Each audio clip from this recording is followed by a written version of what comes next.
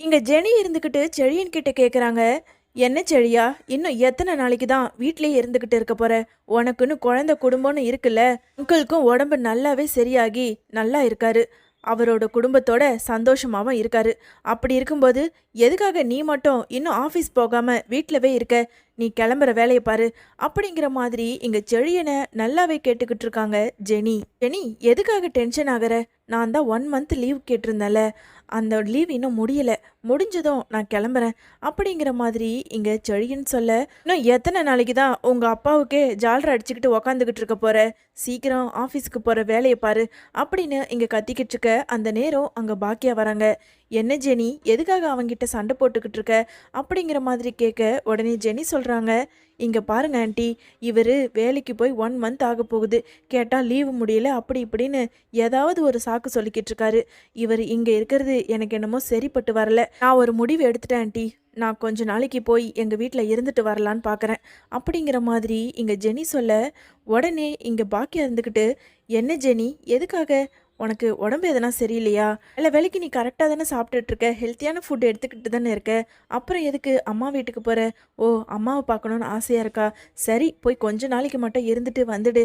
செழியனும் உன்னை விட்டு பிரிஞ்சு இருக்க மாட்டான் அப்படின்னு இங்கே பாக்கியா சொல்லிக்கிட்டு இருக்க, உடனே இங்கே ஜெனி இருந்துக்கிட்டு, இல்லை ஆண்டி, நான் அங்கே போவேன், ஆனால் திரும்பி வருவனான்னு தெரியல. ஜெனி இந்த மாதிரி சொன்னதும் அங்கே இருந்த செழியனுக்கும் பாக்கியாவுக்கும் ரொம்ப அதிர்ச்சி ஆகுது. என்ன ஜெனி, எதுக்காக இப்படி அவசரப்பட்டு முடிவெடுக்கிற? இல்லை ஆண்டி, எனக்கு இங்கே இருக்க சுத்தமாக பிடிக்கல. இங்கே நடக்கிறதெல்லாம் பார்க்கும்போது எனக்கு அப்படியே பயங்கர கோபம் வருது. உங்களை என்னால் எதிர்த்து கேட்கவும் முடியல. இந்த அங்கிள் பண்ணுறது அதுக்கு மேலே எனக்கு எரிச்சலாக இருக்குது. பக்கத்து தெருவில் இருக்கிற என்னோட ஃப்ரெண்டு கால் பண்ணி கேட்குறா, இந்த மாதிரி உங்கள் அங்கிள் மறுபடியும் உங்கள் ஆன்ட்டி கூடவே வந்து இருக்கிறாராமே, இன்னொரு ஆன்ட்டியையும் கூட்டிகிட்டு வந்து வச்சிருக்காராமே அப்படின்னு தப்பாக பேசுகிற மாதிரி என்கிட்டயே பேசுகிறாங்க. இதெல்லாம் கேட்கும்போது எனக்கு அசிங்கமாக இருக்கு ஆன்ட்டி. உங்களுக்கு எதுவும் தெரியல ஆன்ட்டி, ஆனால் அக்கம் பக்கம்லாம் ரொம்ப அசிங்கமாக பேசுகிறாங்க அப்படிங்கிற மாதிரி இங்கே ஜெனி சொல்ல, உடனே இங்கே பாக்கியா இருந்துக்கிட்டு, இங்கே பாரு ஜெனி, அக்கம் பக்கம் 4 பேர் 4 விதமாக பேச தான் செய்வாங்க. ஆனால் உள்ளே என்ன நடக்குதுன்னு அவங்களுக்கு எதுவும் தெரியாதுல்ல. என்ன ஆண்டி, எப்போ இந்த மாதிரி நீங்கள் மாறினீங்க? கொஞ்ச நாளைக்கு முன்னாடி பாக்கியா ஆண்டினா சுயமரியாதையோடு இருந்தவங்க. இப்போ அது சுத்தமாக இல்லாத அந்த கோபி அங்கிளை உங்கள் வீட்டில் சேர்த்து வச்சுருக்கீங்க. இப்போ பேசுகிறீங்களே ஆண்டி, அதே வாய் தான் அன்னைக்கும் பேசிச்சு. கோபி அங்கிள் இந்த வீட்டு உள்ள வந்தபோது, இந்த வீட்டை விட்டு வெளியே போ அப்படிங்கிற மாதிரி சொன்னீங்க. அப்போ எனக்கு ரொம்ப பெருமையாக இருந்தது உங்கள் மருமகளாக நான் இருக்கிறத நினச்சி. ஆனால் இப்போ அங்கிள் கிட்டேயே வாடகையை வாங்கிக்கிட்டு அவரோட 2வது குடும்பத்தை உள்ளே கூட்டிகிட்டு வந்து வச்சிருக்காரு. ஆனால் நீங்கள் அவரை ஒரு வார்த்தை கூட கேட்காம இப்படி உள்ளே வரவழைச்சு வச்சுருக்கீங்க. எனக்கு கொஞ்சம் கூட பிடிக்கல ஆண்டி. இந்த மாதிரி இப்படியே நாங்கள் இங்கே இருந்தோன்னு வச்சுக்கோங்க, அதுக்கப்புறம் இந்த செழியனும் அவங்க அப்பா மாதிரி மாறுறதுக்கு கொஞ்ச நாள் தான் ஆகும். உங்களுக்கே தெரியுமே ஆண்டி, இந்த செழியன் ஒன்றும் அவ்வளோ ஒழுக்கமானவன் கிடையாது. கொஞ்ச நாளைக்கு முன்னாடி கூட ஒரு பொண்ணோட பழக்கமாகி என்ன மாதிரி அட்டூழியெல்லாம் பண்ணான்னு உங்கள் எல்லாருக்குமே தெரியுமே. அப்படி இருக்கும்போது இவனும் அவங்க அப்பா மாதிரி இன்னொரு பொண்டாட்டியை கூட்டிகிட்டு வந்து வீட்டில் வச்சுக்க மாட்டான், நானும் எதுவும் கேட்க மாட்டேன்னு நினைக்கிறதுக்கு கொஞ்ச நேரம் கூட ஆகாது அப்படிங்கிற மாதிரி இங்கே ஜெனி பாக்கியாவை பார்த்து பயங்கரமாக கத்திக்கிட்டு இருக்க. இன்னொரு பக்கம் இங்கே செழியன் இருந்துக்கிட்டு, என்ன ஜெனி, நடந்து முடிஞ்சதெல்லாம் இப்போ பேசிக்கிட்டு இருக்க? எங்கள் டேடியே இங்கே இருக்கிறதுக்கு எங்கள் அம்மா அனுமதிச்சிட்டாங்க. அப்படி இருக்கும்போது நீ எதுக்காக கோவப்பட்டு பேசிக்கிட்டு இருக்க? அவங்க உண்டு, அவங்க வேலை உண்டுன்னு அவங்க ரூம்ல இருக்காங்க. உன்னை ஏதாவது அவங்க டிஸ்டர்ப் பண்றாங்களா அப்படிங்கிற மாதிரி இங்க கோபிக்கு சப்போர்ட் பண்ணி பேசின செழியனை பார்த்து பயங்கரமா கத்த ஆரம்பிக்கிறாங்க. எல்லாம் ஒரு புள்ளையா? அவங்க தான் ஏதோ அறிவில்லாத உங்க அப்பாவை கூட்டிட்டு வந்து உள்ள சேர்த்து வச்சிருக்காங்க. நீயும் உங்க அப்பாவுக்கு சப்போர்ட் பண்ணி பேசுற. ஒரு புள்ளனா எப்படி இருக்கணும் தெரியுமா? அப்பா தப்பு பண்ணா தட்டி கேட்கணும். பிள்ளைங்க மட்டும்தான் தப்பு பண்ணால் தட்டி கேட்கணும்னு கிடையாது. வயசில் பெரியவங்க தப்பு பண்ணாலும் நம்ம தான் தட்டி கேட்கணும். கொஞ்சம் கூட வெக்கம் இல்லாமல் உங்கள் டேடி இன்னொரு ஒய்ஃபை கூட்டிகிட்டு வந்து இந்த வீட்டில் வச்சிருப்பாரு. ஆனால் அதை நீ கொஞ்சம் கூட தட்டி கேட்காம அவருக்கு சப்போர்ட் பண்ணி பேசிக்கிட்டு இருக்க. கன்னத்தில் ஒன்று அரைஞ்சன்னு வச்சுக்கோ, பல்லெல்லாம் கீழே விழுந்துடும் சொல்லிட்டேன். நான் ஒன்றும் உங்கள் அம்மா மாதிரியெல்லாம் கிடையாது. எனக்கு தைரியம் இருக்குது. ஏன், கொஞ்ச நாளைக்கு முன்னாடி அந்த பொண்ணு விஷயத்தில் உன்னை அடித்தது ஞாபகம் இல்லையா என்ன? உங்கள் அம்மா பாவண்டா, எவ்வளவு கஷ்டப்பட்டிருக்காங்க அவர்கிட்ட.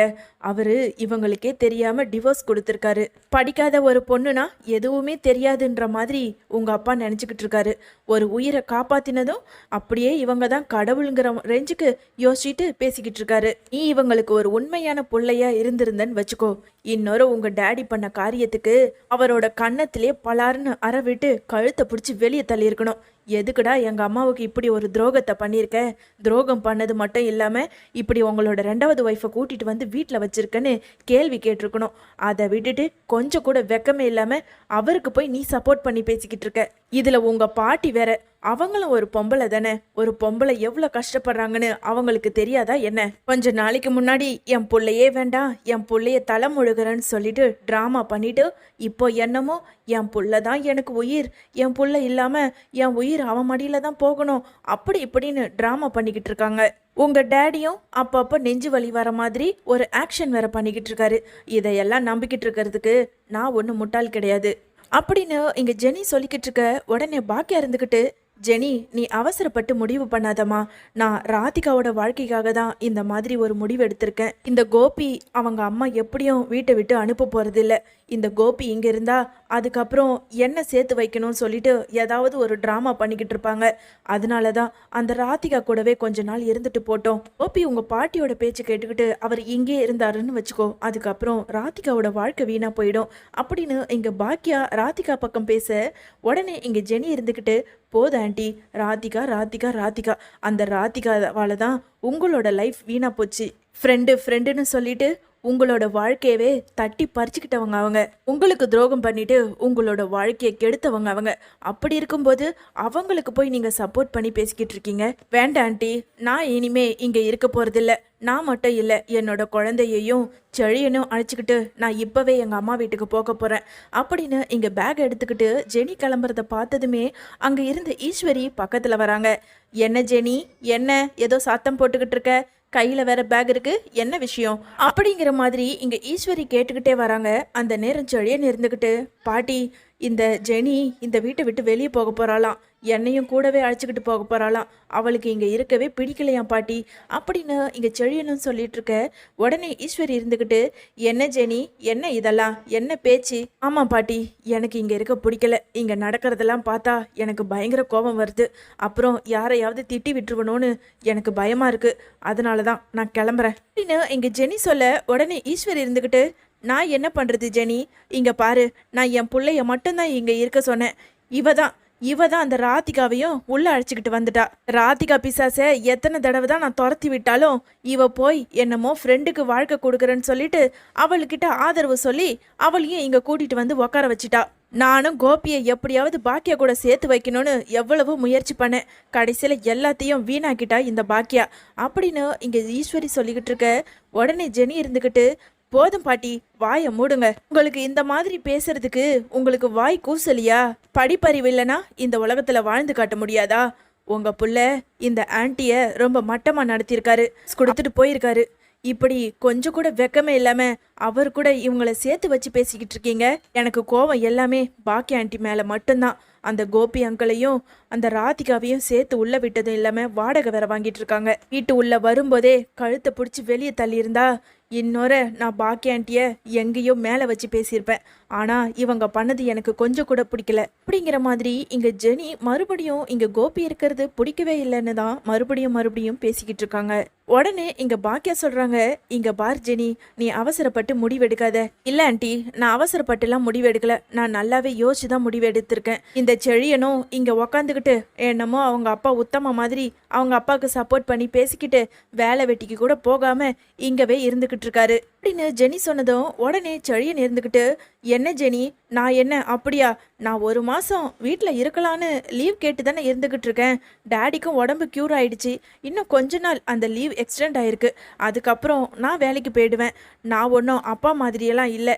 நான் கரெக்டாக தான் இருப்பேன் என்னோட விஷயத்தில் அப்படின்னு இங்கே செழியன் சொல்ல, உடனே ஜெனி சொல்கிறாங்க, ஆமாம், நீ எவ்வளோ ஒழுக்கன்னு எனக்கு தெரியாதா என்ன? இப்படி நீ ஒழுக்கமாக இருக்கனா இப்போவே போய் உங்கள் அப்பாவோட காலரை பிடிச்சி எதுக்காக நீங்கள் ராதிகாவை கூட்டிகிட்டு வந்து இந்த வீட்டில் வச்சிருக்கீங்க, வெளியே இப்போவே அனுப்பிவிடுங்க, நீங்களும் இந்த வீட்டை விட்டு வெளியே போங்கன்னு சொல்லி கேளு. அப்போ நீ ஒழுக்கமானவன்னு நான் நம்புறேன். நான் ஒன்று கேட்கட்டுமா செழியன்? இந்த மாதிரி நான் ஒருத்தனை கூட்டிட்டு வந்து வீட்டில் வச்சுக்கிட்டு இருந்தா உனக்கு எப்படி இருக்கும்? இந்த ஊர் தான் என்ன பேசும்? அந்த மாதிரி தான் இப்போ பாக்கி ஆண்டியோட நிலைமை. நீங்கள் யாருமே அவங்க பக்கம் பேசாம தப்பு பண்ண ஒருத்தருக்கு சப்போர்ட் பண்ணி பேசிக்கிட்டு இருக்கீங்க. பாக்யா ஆண்டிக்கு எவ்வளவு மனசு வலிச்சிருக்கும். இங்க பாருங்க, நீங்களாம் எப்ப திருந்தீங்களோ எனக்கு தெரியாது. ஆனா இந்த கோபி அங்கிள் அந்த ராதிகாவை அழைச்சிக்கிட்டு வெளியே போற வரைக்கும் நான் இந்த வீட்டு பக்கம் வரமாட்டேன். இங்க பாரு செழியா, நீயும் இங்க இருக்கணும்னு ஆசைப்பட்டுக்கிட்டு இருக்காத. ஒழுங்கு மரியாதையா என் பின்னாடி வா. அப்படி இல்லைன்னா நான் உனக்கு டிவோர்ஸ் கொடுக்க வேண்டியது வரும். சரி, இங்க ஜெனியும் செழியனை பார்த்து பயங்கரமா வெளுத்து வாங்கிட்டு இருக்காங்க. ஜெனி இந்த மாதிரி ஒரு அதிரடியான முடிவெடுத்து இந்த கோபியையும் ராதிகாவையும் வீட்டை விட்டு வெளியே அனுப்புனா நல்லா இருக்கும் அப்படின்னு நினைக்கிறவங்க இந்த வீடியோக்கு ஒரு லைக் பண்ணுங்க. அப்படியே நம்மளோட சேனலை சப்ஸ்கிரைப் பண்ணுங்க. தேங்க்யூ.